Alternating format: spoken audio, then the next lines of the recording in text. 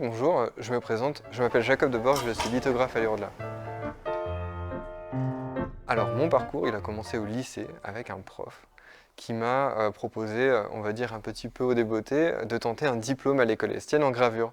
Le diplôme, alors je l'ai fait et à partir de là, j'ai remporté le prix de perfectionnement des métiers d'art de la ville de Paris, ce qui m'a permis en fait de choisir un petit peu un atelier où travailler.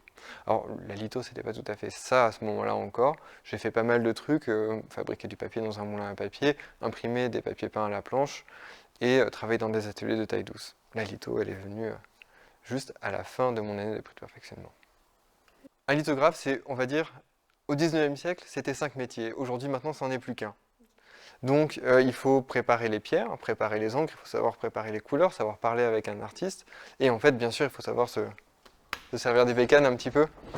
Donc, il y a un petit peu de mécanique, un petit peu d'art et beaucoup de gestes techniques au milieu, quoi.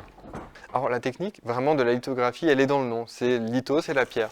Alors pas n'importe quelle pierre bien sûr, même les pierres en question sont faites en calcaire. Le calcaire il a été extrait dans des carrières on va dire bien spécifiques, donc c'est un calcaire un petit peu spécial qui va servir de support exactement comme une feuille de papier.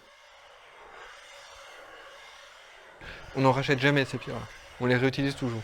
Le fait de les poncer à la main, ça permet de les poncer juste de la profondeur qu'il faut, avec un geste qui va être régulier, et qui va permettre de retrouver une surface extrêmement lisse.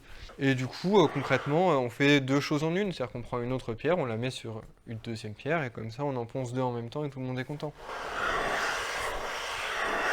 L'artiste va dessiner dessus avec des outils de dessin qui sont un petit peu normaux, un petit peu traditionnels. Il va y avoir des crayons, des lavis.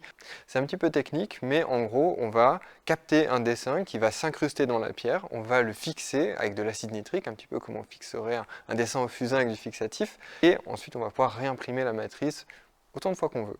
Voilà, c'est magique. Si on veut avoir du noir du premier coup, il faut travailler avec la plume. Parce que même si l'encre en soi, elle a l'air grise quand on la sort du pot, dans les faits, elle va s'imprimer en noir.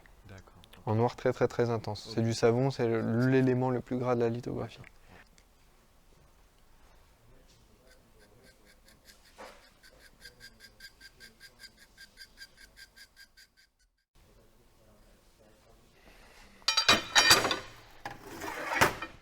Faut être au milieu. Ouais, c'est ça, aligner ça et ça. Ah, aligné. Ah bah là t'es bien. Là je suis bien, ok.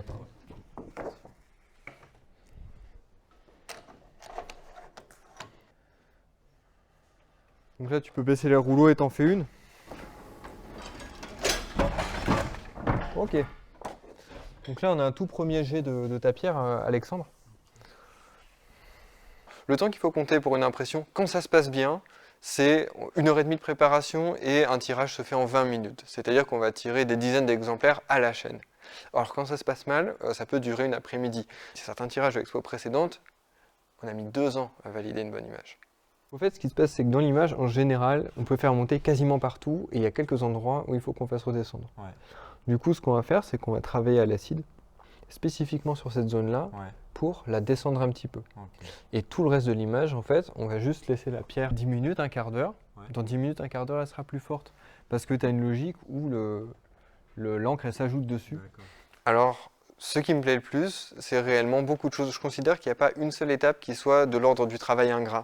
Même nettoyer les machines, même poncer les pierres. Je considère que tout ça, ça fait quand même partie d'un tout qui est harmonieux. Et si je détestais vraiment une partie de ce travail-là, je pense que je ne le ferais pas. On peut dire que c'est un métier passion.